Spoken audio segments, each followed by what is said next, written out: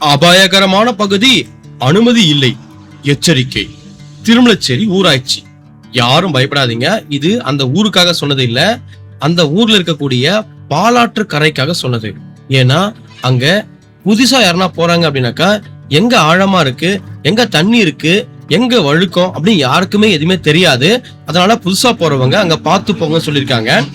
நான் ஊருக்கு போய் ரொம்ப நாள் ஆச்சு அப்படின்னு சொல்லிட்டு நம்ம கிராமத்தை பார்க்கலாம் அப்படின்னு அப்படியே பைக்ல போயிட்டே இருந்தேன். போகும்போது பாத்தீங்கன்னாக்கா திடீர்னு மாற்றமா 200 கோடி செலவுல பிரம்மாண்டமான ஒரு பார்க் கட்டியிருக்காங்க அப்படின்னு சொன்னாங்க. பார்க்கா, ஏன் போய் பார்க்கலாமே அப்படின்னு வரும்போது பாலாறு அணைக்கட்டு அப்படின்னு போர்டு வச்சு அங்கங்க ப்ளூ கலர்ல பெயிண்ட் அடிச்சிருந்தாங்க.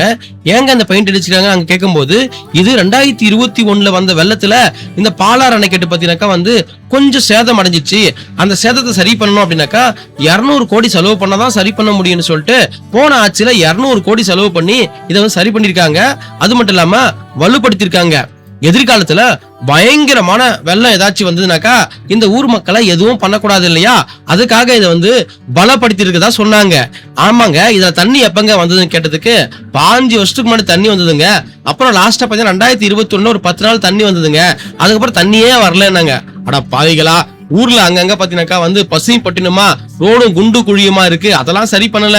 எப்பயோ ஒரு தடவை தண்ணி வர இந்த இடத்துக்கு 200 கோடி செலவு பண்ணிருக்கீங்களே அப்படின்னு சொல்லிட்டு மனசுக்கு ரொம்ப கஷ்டமா இருந்தது.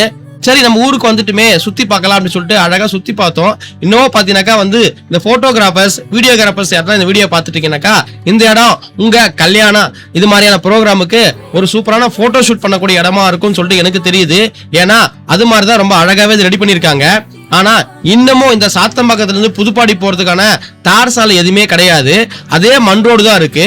அது மட்டும் இல்லாம இப்ப பாக்கிறதுக்கு ரொம்ப கண்ணுக்கு குளிர்ச்சி அழகா இருக்கே தவிர மத்தபடி எந்த ஒரு முன்னேற்றமும் அங்க நடந்தா எனக்கு தெரியல. இருந்தாலும் அந்த ஊர் மக்கள் எங்க ஊர் வந்து பாரு, எங்க ஊர் வந்து பாருன்னு சொல்லிட்டு நிறைய பேர் வாட்ஸ்அப் ஸ்டேட்டஸ்ல வச்சதுனால நாமளும் போயிட்டு நம்ம ஊர் தானே போய் பாப்போம்னு சொல்லிட்டு போய் பார்த்தேன். உண்மையிலே பாக்கிறதுக்கு கண்ணுக்கு குளிர்ச்சியா இருந்தாலும் மனசுக்கு ரொம்ப வறட்சியா இருக்கு. ஏன்னா 200 கோடி செலவு பண்ணி நிறைய விஷயங்கள் அவங்க ஏழை மக்களுக்கு பண்ணிருக்கலாம், விவசாய மக்களுக்கு பண்ணிருக்கலாம். கேட்டா எதிர்காலத்துல தண்ணி வரும், அந்த தண்ணி வச்சு இந்த ஊர் விவசாய மக்கள் பிழைப்பாங்க, அதுக்காக நாங்க இப்பயே இதை பலப்படுத்தணும்னு சொல்லிருக்காங்க.